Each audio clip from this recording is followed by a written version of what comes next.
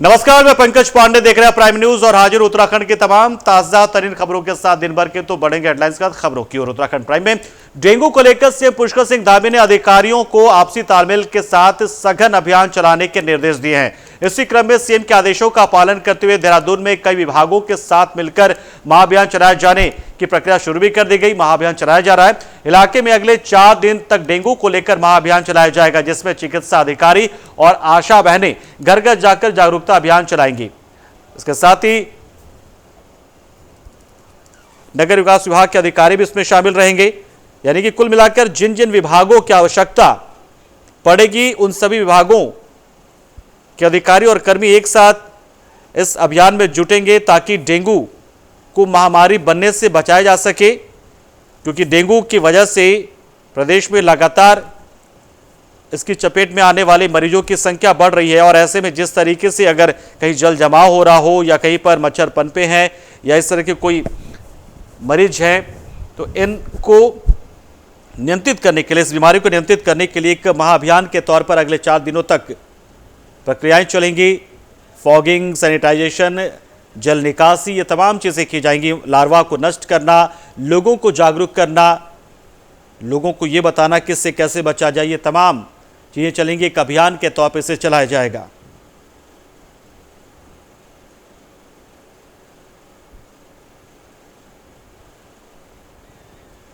तो उत्तराखंड के कई जिलों में इस वक्त डेंगू का प्रकोप देखने को मिल रहा है।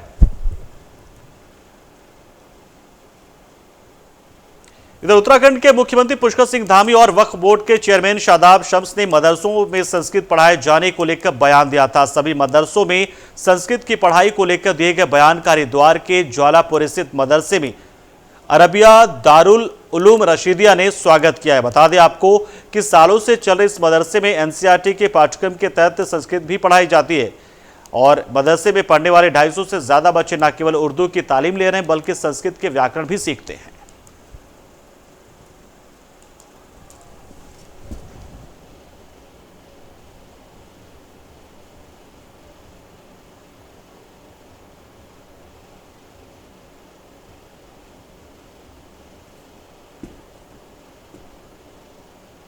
मदरसा अरबिया दारुल उलूम रशीदिया ज्वालापुर हरिद्वार। और जैसे कि हमारे सीएम साहब ने या सदर साहब ने जो कहा है कि संस्कृत पढ़ा देनी चाहिए, उनके बयान आने से पहले ही जब से हमारे यहाँ पर मान्यता है मदरसा बोर्ड से, तब से ही हम हर एक बच्चे को संस्कृत पढ़ाते आ रहे हैं। और माशाल्लाह बड़ी खुशी की बात है, बच्चे खुशी के साथ में संस्कृत पढ़ते हैं और साथ में संस्कृत भाषा का हिंदी अनुवाद भी करते हैं। जैसे कि जिस तरीके से हमारे बच्चे इंग्लिश का हिंदी अनुवाद करते हैं, उसी तरीके से संस्कृत का भी हिंदी में अनुवाद करते हैं। कौन कौन सी पढ़ाई यहाँ पर पढ़ाई जाती है मदरसे? यहाँ पर जो ना उर्दू, कुरान शरीफ, हिंदी, एनसीईआरटी की जो भी बुक्स हैं, जैसे कि हिंदी है, संस्कृत है और मैथ है, साइंस है, यानी ऑल सब्जेक्ट यहाँ पर एनसीईआरटी की बुक्स पढ़ाई जाती है। बच्चे सालिहा। कहाँ पर पढ़ते हैं आप? मदरसा। क्या नाम मदरसे? मदरसा अरबिया दारुल उलूम रशीदिया। क्या पढ़ाया जाता है यहाँ पर? हिंदी, इंग्लिश, उर्दू, अरबी, फारसी, कलाम पाक। संस्कृत भी पढ़ाई जाती है? संस्कृत। क्या आप संस्कृत पढ़ते हैं? जी। कोई भी श्लोक सुना दीजिए संस्कृत। वरत्तम यत्नेन संरक्षेत वित्तमेति याति चाया अक्षीणो वित्तता क्षीणो वरत्तस्तु हतो हता। कितना अच्छा मानते हैं, संस्कृत भी पढ़ाई जा रही है, सभी बुकें पढ़ाई जा रही हैं, उर्दू भी। बहुत अच्छा।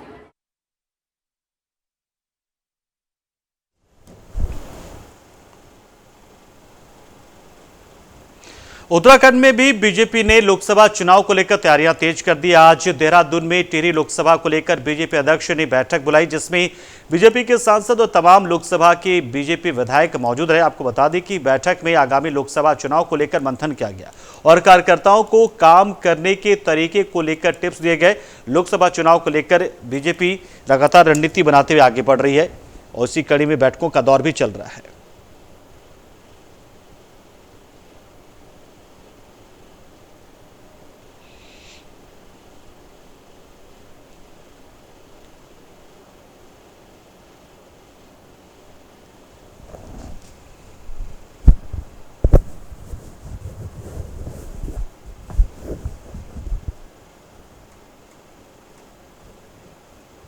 हालांकि लोकसभा की 5 सीटें ही हैं उत्तराखंड में, लेकिन ये पांचों काफ़ी महत्वपूर्ण, क्योंकि जब आप हार जीत के करीब होते हैं, बहुमत पाने वाले होते हैं, उस वक्त एक एक सीट आपके लिए मायने रखती है। लिहाजा ऐसे में उत्तराखंड में बीजेपी तैयारी में जुटी हुई है। देखिए, मेरा क्षेत्र ही नहीं, सभी का क्षेत्र बड़ा है, पर ऐसा है कि हमारे एक सांसद एक विधायक जैसा नहीं होता है, और सभी हमको यही नहीं बस सेंटर से भी हमारा काम होता है। 20 फीसद तक हम लोग का काम सेंटर से है, सेंटर से यहाँ काम लाने का हमारा एमपी का काम होता है। और एक एमपी सिर्फ अपना कॉन्स्टिट्यूंसी ही नहीं पर पूरा हिंदुस्तान में हम लोग को जाना पड़ता है, हमारे कम्युनिटीज में होना पड़ता है, हमें वहाँ रहने के लिए बहुत ज़रूरी होता है। और मुझे लगता नहीं कि मेरे हिसाब से मैं अपने तरह से काम कर रही हूँ, और बहुत ही बड़ा कॉन्स्टिट्यूंसी, एक जगह जाए तो दूसरा को पता नहीं लगता है, दूसरा को जाए तो तीसरा को पता नहीं लगता है। मगर मुझे लगता है जिस तरह से मैं इतना साल सब कर रही हूँ, उसमें लोगों का बोलने की मुंह तो मैं नहीं रोक सकती हूँ। अपनी तरफ से मैं बहुत कोशिश कर रही हूँ और कर भी रही हूँ।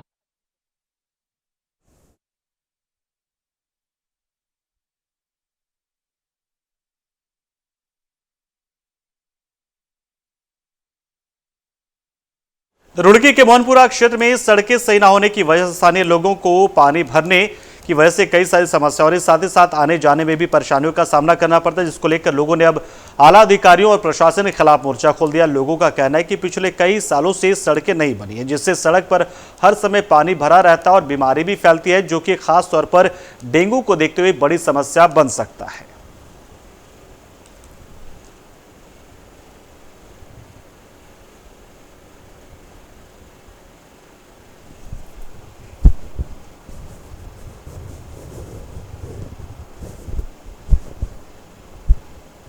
नगर निगम में भी 3 बार दे चुका हूँ मैं, मेरे पास स्लिप भी रखी है, और मुख्यमंत्री के यहाँ भी हमने लेटर डाले हैं कि हमारी सड़क का, इसका पानी का कोई समाधान हो, लेकिन कोई कार्रवाई नहीं होती है। ऊपर से अगर कोई ऑर्डर किसी को आ रहा है तो यहाँ पे तो पार्षद करेगा जो भी आएगा।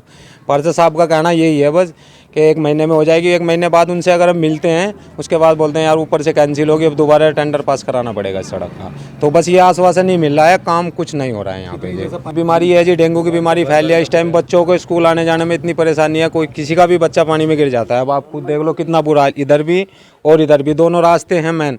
किसी की मौत हो जाए, किसी के घर में शादी ब्याह कोई फंक्शन हो, कोई नहीं, सब इसी से आना जाना सब यहीं से करना पड़ता है जी। पूरा है ठीक है। और हमारी जो समस्या है वो इस पानी को लेके है, इस रोड को लेके है। इस पानी के चलते ये पानी रुका हुआ है, यहाँ पे बीमारी पैदा हो रही है, इन्फेक्शन बहुत ज़्यादा बढ़ चुका है, डेंगू की बहुत ज़्यादा शिकायत है। और सबसे बड़ी बात यह है कि किसी के घर में मौत मिट्टी हो या फिर खुशी का काम हो, इसी पानी में को निकल के जाना पड़ता है। इसके अलावा हमारे पास कोई और रास्ता नहीं है। हमने हर तरीके से कार्रवाई करी पर कोई सुनवाई नहीं हुई किसी भी तरीके की।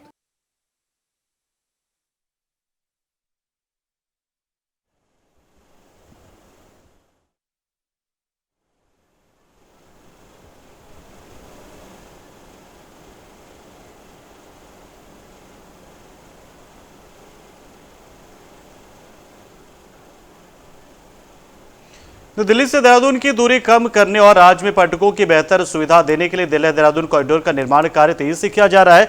इस निर्माण कार्य की रफ्तार का जायजा लेने के लिए सूबे के लोक निर्माण और पर्यटन मंत्री सतपाल महाराज पहुंचे। उन्होंने आशा रोडी झाटकाली पर बन रहे दिल्ली देहरादून एक्सप्रेसवे का निरीक्षण किया। इस दौरान विभागीय एनएच और विभागीय अधिकारियों से दिल्ली देहरादून कॉरिडोर के निर्माण को लेकर जानकारी भी ली।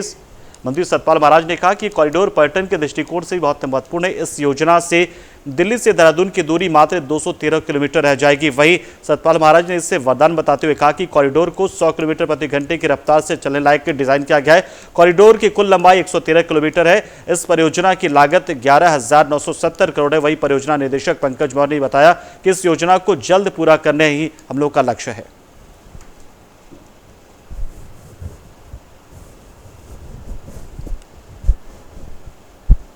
इकोनॉमिक कॉरिडोर जो है हमारे लिए वरदान है, और ये अक्षरधाम दिल्ली मंदिर के पास से DMI से प्रारंभ होके शास्त्री बाग, खजूरी खास, मंडोला, खेकड़ा, बागपत होते हुए ये आपके शामली, मुजफ्फरनगर, सहारनपुर और उसके बाद छुटमलपुर, गणेशपुर, मोहन, डाक देवी तक ये पहुँचेगा। 213 किलोमीटर और 6 लेन का ये बनने जा रहा है, और हम 2.5 से 3 घंटे में दिल्ली पहुँच जाएंगे। तो ये हमारे लिए वरदान है और देश के लिए ये फॉसल फ्यूल भी बचाता है और निश्चित रूप में हर काम को तेज़ी से करता है। तो इसमें जो है कार्गो की भी ढुलाई बड़ी तेज़ी से होगी और हम दिल्ली बड़ी तेज़ी से पहुंचेंगे। जितना हम एयरपोर्ट जा रहे हैं उससे जल्दी हम दिल्ली पहुंच जाएंगे। तो हमारे टूरिज़्म के लिए भी बड़ा महत्वपूर्ण है और मैं समझता हूं कि हमारे लिए वरदान है। और ये बता रहे हैं कि आपका कब तक बन जाएगा ये?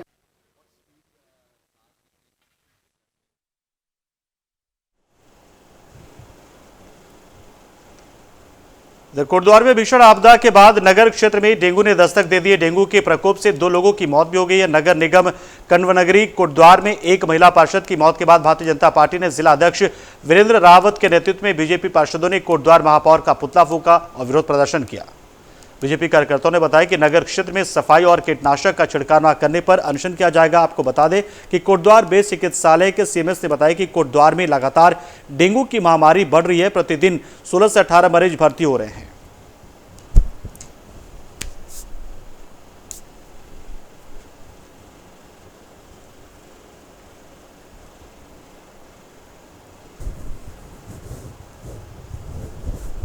कोटद्वार नगर निगम के मेयर का पुतला फूंकने का कारण ये था कि शहर के अंदर डेंगू ने जिस तरीके से पांव पसारे हैं, लगातार डेंगू बढ़ रहा है। लेकिन अभी तक नगर निगम की ओर से कोई भी ऐसा नहीं उठाया है, कोई भी कदम ऐसा नहीं उठाया जिससे कि इस डेंगू पे रोकथाम हो जाए। फॉग मशीनें बंद पड़ी हुई हैं इनकी, आज एक भी फॉग मशीन शहर में नहीं चल रही है जिससे कि उनसे हम वो कर पाएँ। कीटनाशक छिड़काव नहीं हो रहा है। आपदा के बाद लगातार गंदगी बढ़ी हुई है, उस गंदगी को भी सफाई करने का इन्होंने कोई काम अभी तक नहीं किया, इसलिए हम लोगों ने इनका आज पुतला फूंका।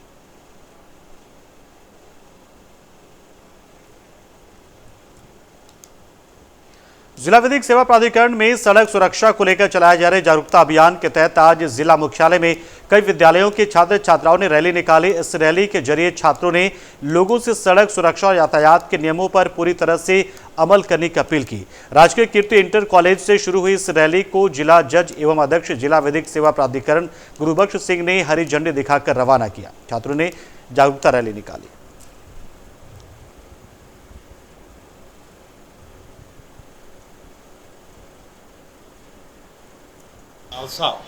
राष्ट्रीय विधिक सेवा प्राधिकरण के निर्देशन पर ये सप्ताह जो है 15 दिन का पूरा ड्राइव चली है, रोड सेफ्टी ड्राइव। इस कार्यक्रम के तहत आम जन को रोड सुरक्षा के जागरूकता के बारे में अवगत कराया गया है, जागरूक किया गया है। इसलिए हमारे यहाँ इस प्रोग्राम में आज करीब 1000 बच्चों ने, मोर देन 1000 बच्चों ने प्रतिभाग किया है और बच्चे इसमें पूरे अपने उत्तरकाशी में पूरा जागरूकता अभियान चलाते हुए एक प्रभात फेरी के टाइम में एक पूरा जुलूस, एक पूरा नगर भ्रमण कर रहे हैं। तो यही एक उद्देश्य है कि लोगों को अधिक से अधिक सेवा के जो सड़कें हैं, उनका जो नियम हैं, उनके बारे में अवगत कराया जाए।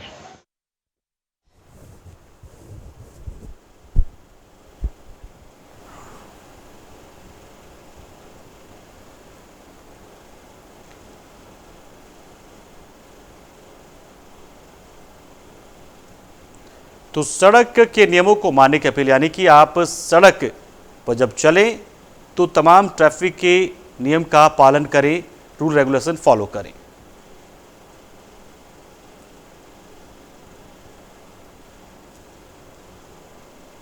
देखिए, हर वक्त ज़्यादातर मामलों में जब हादसे होते हैं, सड़क हादसे, तो उसमें ट्रैफिक के नियमों का पालन नहीं करने की वजह से ये हादसे होते हैं।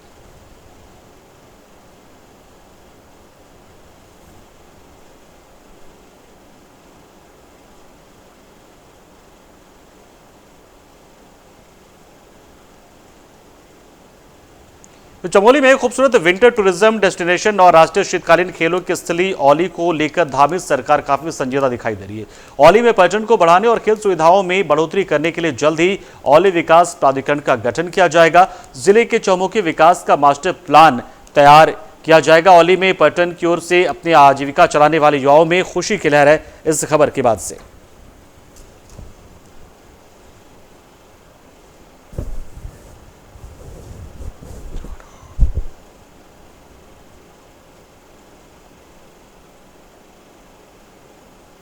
अभी सरकार ने कैबिनेट में जो फैसला लिया है कि औली के डेवलपमेंट के लिए औली डेवलपमेंट अथॉरिटी बनाई जाए, तो ये हम लोगों के लिए बहुत ही खुशी की बात है। और काफ़ी लंबे समय से हम ये मांग कर रहे थे कि यहाँ पर एक औली डेवलपमेंट अथॉरिटी होना चाहिए, क्योंकि यहाँ पर जो अलग अलग संस्थान हैं उनके बीच में कोऑर्डिनेशन में थोड़ा सा दिक्कत आ रही थी, और जो भी फ्यूचर को लेकर डिसीजन मेकिंग जो पॉलिसी थी उसमें काफ़ी देरी हो रही थी और उसमें कठिनाइयाँ आ रही थी। तो अभी सारे संस्थान अलग अलग ना हो करके पूरा का पूरा एक ही डेवलपमेंट अथॉरिटी बनेगी, तो इससे फ्यूचर के लिए जो भी डेवलपमेंट पॉलिसी है बनाने में काफ़ी मदद मिलेगी।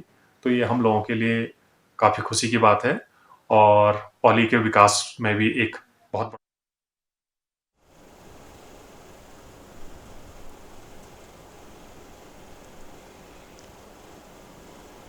मसूरी में चाकू से गला रेतकर युवक की निर्मम हत्या कर देने की खबर सामने है, जिसके बाद दून पुलिस ने हत्या का खुलासा भी कर दिया है। कार्रवाई के दौरान पता चला कि हत्यारा भाई बहन ने मिलकर इस घटना को अंजाम दिया था। घटना को अंजाम देने वाले दोनों भाई बहन को मसूरी पुलिस ने गिरफ्तार कर लिया। वहीं आरोपियों के कब्जे से मृतक की कार और घटना में प्रयुक्त चाकू बरामद कर लिया गया। बता दें कि प्रेम प्रसंग में शादी न करने के चलते युवती के प्रेमी और उसकी बहन ने मिलकर हत्या की साजिश रची थी, जिसका पुलिस ने खुलासा कर दिया है।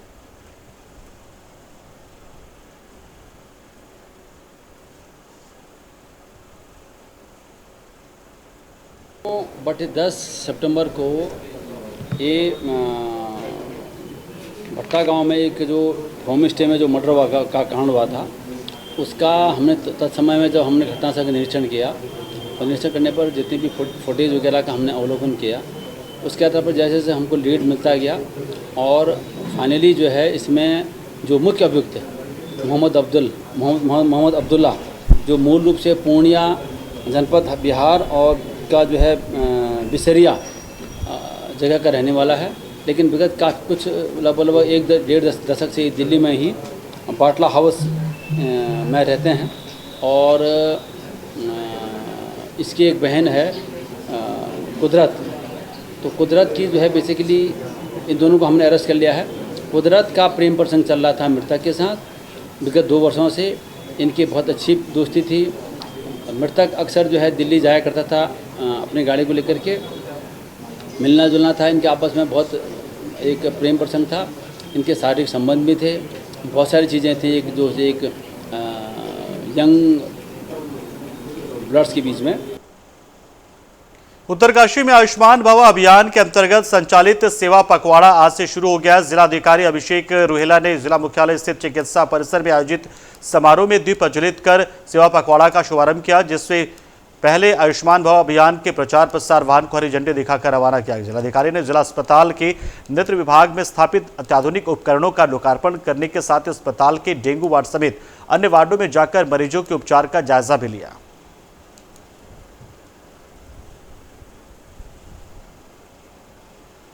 हमने यहाँ पे बात की है, जिनको यहाँ पे डेंगू वार्ड में रखा गया है उनके द्वारा बताया गया कि उन्होंने पिछले कुछ दिनों में यात्रा की है और शायद वो उस दौरान संक्रमित हुए हैं, और सभी मरीज अभी अच्छी स्थिति में हैं और वो जल्दी ठीक हो जाएंगे ऐसी उम्मीद है हमें। और यहाँ उपस्थित जो अस्पताल प्रशासन के अधिकारी हैं उन्हें भी निर्देशित किया गया है कि डेंगू के इलाज की व्यवस्थाओं में किसी प्रकार की कोई कमी न रहे और जो भी आवश्यकताएं हैं तुरंत मरीजों की पूरी की जाए। लगभग कितने केसेस अभी तक 10 केस रिपोर्ट हुए हैं और उनमें से 3 या 4 लोग डिस्चार्ज भी हो गए हैं, तो बाकी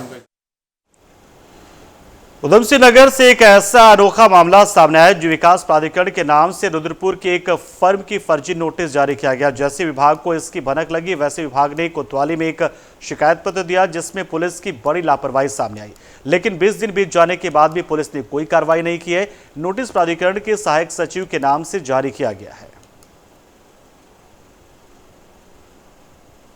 हमारे पास एक शिकायत के रूप में आया था कि किसी प्राइवेट व्यक्ति द्वारा कोई नोटिस जारी किया गया है सहायक सचिव के नाम पर जिला स्तरीय विकास प्राधिकरण के, लेकिन हमारे ऑफिस में इस तरह का कोई कार्य नहीं है, कोई सहायक सचिव नाम का कोई पदनाम भी नहीं है।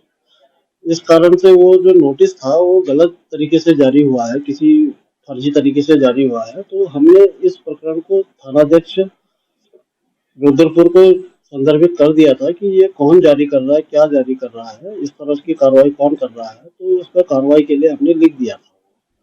और दूसरा ये है कि हमारे जो प्राधिकरण में जितने भी कर्मचारी है और प्राधिकरण स्तर से सभी कर्मचारियों को एक आइडेंटिटी कार्ड जारी किया गया है। जो हमारे कर्मचारी द्वारा कोई भी नोटिस कार्यालय से जारी होगा तो वो लोग तामीलात करेंगे।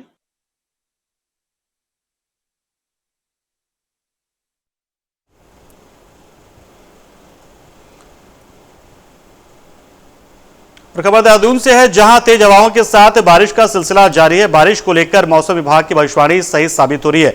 बारिश के चलते प्रदेश में 4 दिनों के लिए अलर्ट जारी किया गया। प्रदेश के कई जिलों में तेज हवाओं के साथ बारिश हो रही है।